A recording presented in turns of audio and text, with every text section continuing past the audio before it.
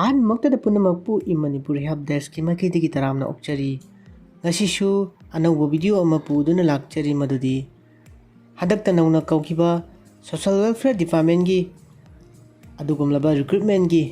Process ꯑꯩꯈꯣꯏꯅ ꯏꯁꯥꯅ ꯀꯃꯥꯏꯅ ꯑꯦꯄ꯭ꯂꯥꯏ ꯇꯧꯒꯅꯤ ꯍꯥꯏꯕꯗꯨꯒꯤ ꯚꯤꯗꯤꯑꯣꯅꯤ꯫ ꯑꯗꯨꯗꯤ ꯃꯌꯥꯝ ꯄꯨꯟꯅ ꯃꯤꯠꯌꯦꯡ ꯇꯥꯃꯤꯟꯅꯔꯁꯤ꯫ ꯑꯩꯈꯣꯏ ꯍꯧꯖꯤꯛ ꯒꯨꯒꯜꯗ ꯂꯥꯛꯑꯁꯤ ꯑꯗꯨꯒ ꯁꯣꯁꯤꯌꯦꯜ ꯋꯦꯜꯐꯦꯌꯔ ꯃꯅꯤꯄꯨꯔꯗ ꯁꯔꯆ ꯇꯧꯕꯤꯔꯣꯀꯣ꯫ ꯑꯗꯨꯒ ꯁꯨꯃꯥꯏꯅ ꯊꯣꯛꯂꯛꯑꯅꯤ ꯑꯗꯨꯒ ꯑꯍꯥꯟꯕꯒꯤ ꯂꯤꯡꯛ ꯁꯤꯗ ꯆꯪꯕꯤꯔꯣ꯫ ꯆꯪꯉꯕ ꯃꯇꯨꯡꯗ ꯃꯣꯏꯒꯤ ꯄꯣꯔꯇꯦꯜ ꯂꯥꯛꯑꯅꯤꯀꯣ ꯁꯨꯃꯥꯏꯅ ꯑꯗꯨꯒ ꯔꯤꯀ꯭ꯔꯨꯏꯠꯃꯦꯟꯠ ꯄꯣꯔꯇꯦꯜ ꯊꯥꯕꯁꯤ ꯅꯝꯕꯤꯔꯣ꯫ ꯅꯝꯕ ꯃꯇꯨꯡꯗ ꯁꯨꯃꯥꯏꯅ ꯃꯣꯏꯒꯤ ꯔꯤꯀ꯭ꯔꯨꯏꯠꯃꯦꯟꯠꯒꯤ ꯄꯣꯔꯇꯦꯜ ꯁꯨꯃꯥꯏꯅ ꯂꯥꯛꯑꯅꯤ ꯑꯗꯨꯒ ꯂꯣꯒ ꯏꯟ ꯇꯨ ꯑꯦꯄ꯭ꯂꯥꯏ ꯊꯥꯕꯁꯤꯗ ꯅꯝꯁꯤꯟꯕꯤꯔꯣꯀꯣ ꯑꯗꯨꯒ ꯑꯍꯥꯟꯕ ꯅꯧꯅ ꯔꯦꯖꯤꯁꯇ꯭ꯔꯦꯁꯟ ꯇꯧꯗꯣꯏꯅꯤꯅ I am a new applicant ꯊꯥꯕꯁꯤꯗ ꯅꯝꯁꯤꯟꯕꯤꯔꯣ ꯑꯗꯨꯒ ꯏꯁꯥꯒꯤ ꯖꯤꯃꯦꯜ ꯑꯦꯀꯥꯎꯟ ꯑꯃꯒꯤ ꯊ꯭ꯔꯨꯗ ꯁꯥꯏꯟ ꯑꯞ ꯇꯧꯕꯤꯔꯣꯀꯣ꯫ ꯆꯪꯉꯅꯤ ꯏꯁꯥꯒꯤ ꯖꯤꯃꯦꯜ ꯑꯦꯀꯥꯎꯟ ꯑꯃ ꯈꯟꯕꯤꯔꯣ ꯈꯜꯂꯅꯤꯀꯣ ꯁꯨꯃꯥꯏꯅ ꯈꯜꯂꯕ ꯃꯇꯨꯡꯗ ꯁꯨꯃꯥꯏꯅ ꯂꯣꯗꯤꯡ ꯑꯃ ꯂꯥꯛꯑꯅꯤ ꯑꯗꯨꯒ ꯀꯟꯇꯤꯅ꯭ꯌꯨ ꯅꯝꯕꯤꯔꯣ꯫ ꯀꯟꯇꯤꯅ꯭ꯌꯨ ꯅꯝꯂꯕ ꯃꯇꯨꯡꯗ ꯔꯦꯖꯤꯁꯇꯔ ꯃꯣꯕꯥꯏꯜ ꯑꯃ ꯏꯁꯥꯒꯤ ꯔꯦꯖꯤꯁꯇꯔ ꯃꯣꯕꯥꯏꯜ ꯑꯃ ꯃꯦꯟꯁꯤꯟꯕꯤꯔꯣ ꯑꯗꯨꯒ ꯔꯤꯏꯟꯇꯔ ꯇꯧꯕꯤꯔꯣꯀꯣ ꯑꯃꯨꯛꯀ ꯔꯤꯏꯟꯇꯔ ꯍꯧꯖꯤꯛꯀꯤ ꯃꯣꯕꯥꯏꯜ ꯅꯝꯕꯔꯗꯨ ꯆꯞ ꯃꯥꯟꯅꯅ ꯑꯗꯨꯝ ꯃꯦꯟꯕꯤꯔꯣ꯫ ꯃꯦꯜꯂꯕ ꯃꯇꯨꯡꯗ ꯀ꯭ꯔꯤꯌꯦꯠ ꯑꯦꯀꯥꯎꯟ ꯊꯥꯕꯁꯤꯗ ꯅꯝꯁꯤꯟꯕꯤꯔꯣ ꯑꯗꯨꯒ ꯃꯈꯥꯒꯤ ꯏꯁꯥꯒꯤ ꯑꯣꯏꯕ ꯁꯥꯔꯇꯤꯐꯤꯀꯦꯠꯇ ꯂꯩꯕ ꯐꯨꯜ ꯅꯦꯝꯗꯨ ꯆꯞ ꯃꯥꯟꯅꯅ ꯃꯦꯟꯁꯤꯟꯕꯤꯔꯣꯀꯣ꯫ ꯃꯦꯟꯁꯤꯜꯂꯕ ꯃꯇꯨꯡꯗ ꯏꯁꯥꯒꯤ ꯑꯣꯏꯕ ꯗꯦꯠ ꯑꯣꯐ ꯕꯥꯔꯊ ꯑꯁꯦꯡꯕ ꯗꯦꯠ ꯑꯣꯐ ꯕꯥꯔꯊꯇꯨ ꯃꯦꯟꯁꯤꯟꯕꯤꯔꯣ ꯑꯗꯨꯒ ꯀꯟꯇꯤꯅ꯭ꯌꯨ ꯇꯨ ꯗꯦꯁꯕꯣꯔꯗ ꯅꯝꯕꯤꯔꯣꯀꯣ ꯑꯗꯨꯒ ꯁꯨꯃꯥꯏꯅ ꯂꯥꯛꯑꯅꯤ ꯗꯦꯁꯕꯣꯔꯗ ꯃꯥꯒꯤ ꯑꯦꯄ꯭ꯂꯥꯏ ꯇꯧꯕ ꯌꯥꯕꯒꯤ ꯗꯦꯁꯕꯣꯔꯗꯇꯨ ꯂꯥꯛꯑꯦ ꯑꯗꯨꯒ ꯑꯦꯄ꯭ꯂꯥꯏ ꯅꯥꯎ ꯊꯥꯕꯁꯤꯗ ꯂꯩꯔꯦꯀꯣ ꯁꯤꯁꯤꯗ ꯅꯝꯁꯤꯟꯕꯤꯔꯣ꯫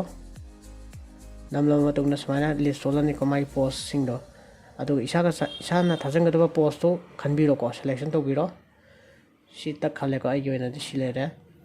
ꯑꯗꯨꯒ ꯁꯤ ꯃꯥꯒꯤ ꯗꯤꯁꯀ꯭ꯔꯤꯞꯁꯟꯁꯤꯗ ꯃꯇꯦꯛ ꯑꯃ ꯌꯥꯎꯔꯤꯀꯣ ꯑꯗꯨ ꯁꯤ ꯈꯜꯂ ꯃꯇꯨꯡꯗ ꯁꯨꯃꯥꯏꯅ ꯁꯦꯂꯦꯛ ꯇꯧꯔꯅꯤ ꯑꯗꯨꯒ ꯑꯅꯤꯁꯨ ꯂꯥꯛꯑꯅꯤ ꯃꯊꯪ ꯀꯦꯇꯥꯒꯣꯔꯤ ꯈꯜꯂꯣ ꯑꯗꯨꯒ ꯀꯟꯇꯤꯅ꯭ꯌꯨ ꯅꯝꯕꯤꯔꯣ꯫ ꯈꯜꯂ ꯃꯇꯨꯡꯗ ꯄꯥꯔꯁꯣꯅꯦꯜ ꯗꯤꯇꯦꯜꯁꯀꯤ ꯁꯦꯛꯁꯟꯗ ꯁꯤ ꯂꯥꯛꯑꯦ ꯃꯤꯡ ꯂꯩꯔꯦ ꯐꯥꯗꯔ ꯅꯦꯝ ꯃꯦꯟꯁꯤꯜꯂꯣ ꯑꯗꯨꯒ ꯗꯦꯠ ꯑꯣꯐ ꯕꯥꯔꯊ ꯈꯟꯕꯤꯔꯣ ꯏꯁꯥꯒꯤ ꯗꯦꯠ ꯑꯣꯐ ꯕꯥꯔꯊꯇꯨ ꯁꯦꯂꯦꯛ ꯇꯧꯕꯤꯔꯣ 1998 ꯃꯥꯔꯆꯀꯤ ꯗꯦꯠ 1 ꯃꯇꯨꯡꯗ ꯅꯦꯛꯁꯇ ꯂꯩꯗꯣꯏꯁꯤ ꯑꯙꯥꯔ ꯅꯝꯕꯔ ꯑꯙꯥꯔ ꯅꯝꯕꯔ ꯃꯦꯜꯂꯦꯀꯣ ꯏꯁꯥꯒꯤ ꯔꯤꯂꯤꯖꯟ ꯃꯦꯟꯁꯤꯟꯕꯤꯔꯣ꯫ ꯅꯦꯛꯁꯇ ꯏꯁꯥꯒꯤ ꯏꯃꯦꯜ ꯑꯦꯗ꯭ꯔꯦꯁ ꯑꯃ ꯃꯦꯟꯁꯤꯟꯕꯤꯔꯣ ꯃꯦꯜꯂꯦ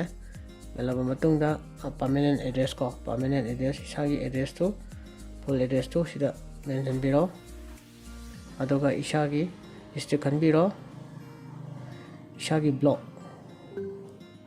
ꯈꯜꯂꯦ ꯃꯊꯪꯗ ꯄꯨꯂꯤꯁ ꯁ꯭ꯇꯦꯁꯟ ꯄꯣꯁ ꯑꯣꯐꯤꯁ ꯃꯊꯪꯗ ꯄꯤꯟ ꯀꯣꯗ ꯏꯁꯥꯒꯤ ꯃꯦꯟꯁꯤꯟꯕꯤꯔꯣ꯫ ꯅꯦꯛꯁꯇ ꯂꯩꯔꯤꯁꯤ ꯏꯗꯨꯀꯦꯁꯅꯦꯜ ꯀ꯭ꯋꯥꯂꯤꯐꯤꯀꯦꯁꯟꯗꯀꯣ ꯑꯍꯥꯟꯕꯗ 10ꯗꯒꯤ ꯍꯧꯕꯤꯔꯣꯀꯣ 10 ꯂꯩꯔꯦ ꯃꯊꯪ ꯌꯨꯅꯤꯚꯔꯁꯤꯇꯤ ꯏꯟꯁꯇꯤꯇ꯭ꯌꯨꯠ ꯅꯦꯝ ꯂꯩꯔꯦ ꯑꯗꯨꯒ ꯄꯥꯁꯤꯡ ꯏꯌꯔ 10ꯒꯤ ꯄꯥꯁꯤꯡ ꯏꯌꯔ ꯂꯥꯛꯑꯦ ꯗꯤꯕꯤꯖꯟ ꯐꯥꯔꯁט ꯗꯤꯕꯤꯖꯟ ꯑꯣꯏꯕ꯭ꯔꯥ ꯁꯦꯀꯦꯟ ꯗꯤꯕꯤꯖꯟ ꯑꯣꯏꯕ꯭ꯔꯥꯗꯣ ꯃꯊꯪꯗ ꯀ꯭ꯋꯥꯂꯤꯐꯤꯀꯦꯁꯟ 2ꯗ ꯄꯥꯁꯤꯡ ꯑꯦꯛꯖꯥꯃꯤꯅꯦꯁꯟ ꯄꯥꯁꯁꯤ ꯀ꯭ꯂꯥꯁ 12 ꯑꯅ ꯊꯥꯕꯤꯔꯣ ꯑꯗꯣ ꯃꯃꯥꯡꯒꯤꯁꯤꯁꯨ ꯀ꯭ꯂꯥꯁ 10 ꯑꯅ ꯑꯣꯟꯊꯣꯛꯑꯁꯤꯀꯣ ꯁꯨꯃꯥꯏꯅ ꯊꯥꯔꯁꯤ ꯑꯗꯨꯒꯤ ꯃꯇꯨꯡꯗ ꯁꯤ subject university or institute name ꯁꯤꯁꯨ ꯂꯣꯏ ꯃꯦꯟꯁꯤꯟꯕꯤꯔꯣ꯫ ꯃꯃꯥꯡꯒꯤ ꯁꯕꯖꯦꯛ 10ꯒꯤ ꯁꯕꯖꯦꯛ ꯃꯦꯟꯁꯤꯜꯂꯦ 12ꯀꯤ ꯂꯥꯛꯑꯦ 12ꯀꯤ institute name year passing year division ꯂꯥꯛꯑꯦ ꯑꯗꯨꯒ 12ꯀꯤ ꯂꯧꯈꯤꯕ ꯁꯕꯖꯦꯛꯁꯤꯡ ꯃꯦꯟꯁꯤꯜꯂꯦꯀꯣ ꯑꯗꯨꯒꯤ ꯃꯇꯨꯡ ꯃꯈꯥꯗ ꯑꯍꯨꯝꯁꯨꯕꯗ ꯃꯥꯒꯤ ꯒ꯭ꯔꯦꯖꯨꯑꯦꯁꯟꯒꯤ ꯑꯣꯏꯕ BA ꯄꯥꯁ ꯃꯦꯟꯁꯤꯜꯂꯦ ꯑꯗꯨꯒ ꯏꯟꯁꯇꯤꯇ꯭ꯌꯨꯠ ꯅꯦꯝ ꯃꯦꯟꯁꯤꯜꯂꯣ ꯒ꯭ꯔꯦꯖꯨꯑꯦꯁꯟꯒꯤꯀꯣ ꯑꯗꯨꯗ ꯅꯦꯛꯁꯇ ꯄꯥꯁꯤꯡ ꯏꯌꯔ BA ꯄꯥꯁꯤꯡ ꯏꯌꯔ ꯃꯦꯟꯁꯤꯟꯕꯤꯔꯣ ꯑꯗꯨꯒ ꯗꯤꯕꯤꯖꯟ ꯃꯦꯟꯕꯤꯔꯣ ꯑꯗꯨꯒ BAꯗ ꯂꯧꯈꯤꯕ ꯁꯕꯖꯦꯛ ꯃꯥꯒꯤ ꯑꯣꯅꯔꯁ ꯁꯕꯖꯦꯛꯇꯨ ꯃꯦꯟꯁꯤꯟꯕꯤꯔꯣ ꯁꯤꯗ ꯌꯥꯔꯦꯀꯣ ꯑꯗꯨꯒ ꯁꯤ ꯂꯣꯏꯔꯕ ꯃꯇꯨꯡꯗ ꯅꯦꯛꯁꯇ ꯂꯥꯛꯇꯣꯏꯁꯤ ꯗꯣꯀꯨꯃꯦꯟ ꯑꯞꯂꯣꯗ ꯑꯍꯥꯟꯕꯗ ꯏꯁꯥꯒꯤ ꯐꯣꯇꯣ ꯑꯃ ꯍꯥꯞꯆꯤꯟꯕꯤꯔꯣ ꯑꯅꯤꯁꯨꯕꯗ ꯁꯤꯒꯅꯦꯆꯔ ꯑꯃ ꯑꯍꯥꯡꯕ ꯕ꯭ꯂꯦꯡ ꯄꯦꯄꯔ ꯑꯃꯗ ꯁꯥꯏꯟ ꯇꯧꯁꯤꯟꯕꯤꯔꯣ ꯑꯗꯨꯒ ꯁꯤꯒꯅꯦꯆꯔ ꯍꯥꯞꯆꯤꯟꯕꯤꯔꯣꯀꯣ ꯅꯦꯛꯁꯇ ꯂꯥꯛꯇꯣꯏꯁꯤ ꯑꯙꯥꯔ ꯀꯥꯔꯗ ꯍꯥꯞꯄꯤꯔꯣ ꯑꯍꯨꯝꯁꯨꯕꯗ ꯃꯊꯪꯗ ꯂꯥꯛꯇꯣꯏꯁꯤ ꯀ꯭ꯂꯥꯁ 10ꯒꯤ ꯃꯥꯔꯛꯁꯤꯠ ꯃꯊꯪꯗ 12ꯀꯤ marksheet aduga next ta graduation gi certificate or mark sheet ko si laira si hapsalani BA gi si khala aduga si book ta men ba hai ba post gi di si ne ba lai du je hai di si graduation bong ne adu adom gi qualification du na